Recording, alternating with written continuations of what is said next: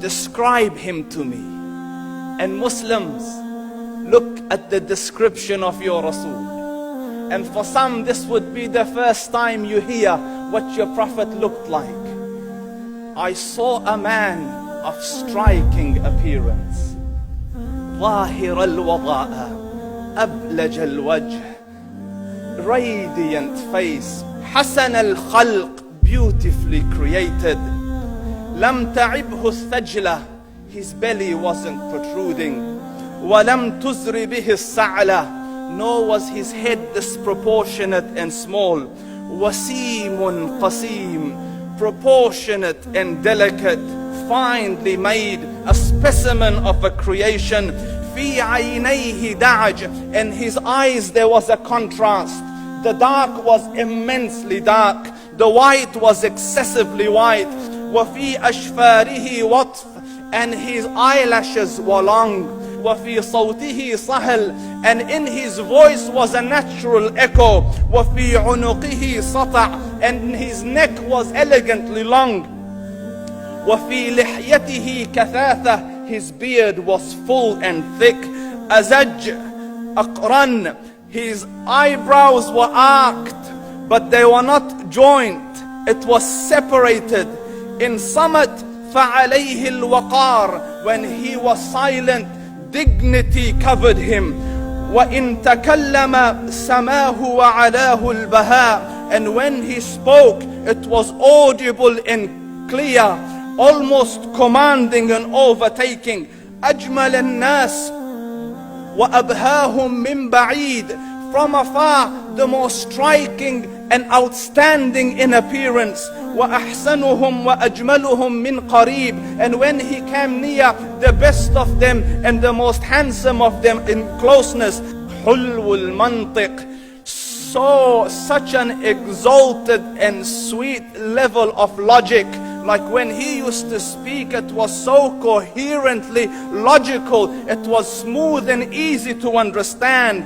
فصل لا نزر ولا هذر, he was to the point, not excessive, nor too short. كأن منطقه خرزات نظم يتحدرن, his logic, his utterances, his words were like jewels coming out of a necklace, calculated, polished, one after the other, it would flow magically. ربعة, he was medium in height.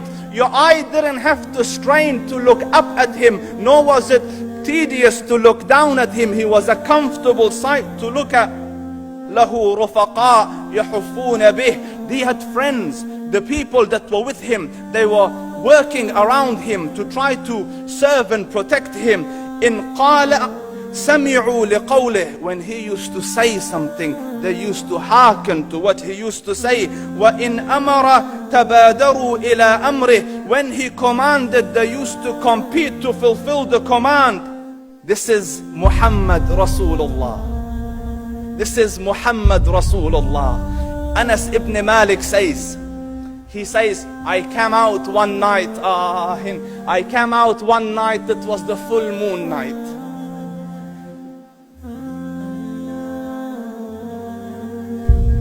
And I looked at the moon, and in the desert, understand, the moon is an awesome sight.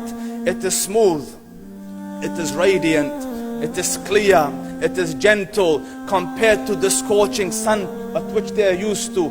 So the moon was the epitome of beauty. So he says, I came out at a full moon night and I looked at the moon and I saw it beautiful, handsome. So I said, let me go see if the moon is more handsome or my Prophet is more handsome. Let me see if that is more beautiful or the Prophet is more beautiful. So I went and I saw him standing afar. So I looked at his face and I looked at the moon, and I looked at his face and I looked at the moon, and I looked at his face and I looked at the moon, and he said, Wallahi, he was more handsome than the moon in its entirety. That is just the look of your Rasul. Aisha radiyallahu anha says, I was sewing with the needle. My needle dropped in the dark. I couldn't find it.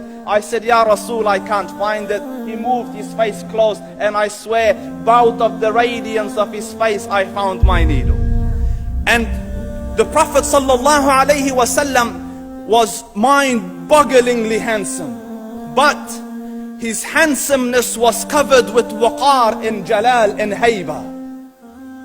The Sahaba say, when we used to sit at his feet, two feelings conflicting would come on the heart. The first one, you wanted to look at him. You wanted to behold the majesty of his face. And when you wanted to look up, shyness used to overtake you, so you used to look down. Amr ibn al-As says, I sat with him many times, but if you ask me to describe his face, I can't describe it. I wouldn't be able to look up to him ijlalan wa ta'zeeman. I couldn't look up at him. And that is why he didn't have the problems that Yusuf alayhi salam had. Because it was difficult to penetrate the awe and the splendor of the Rasul.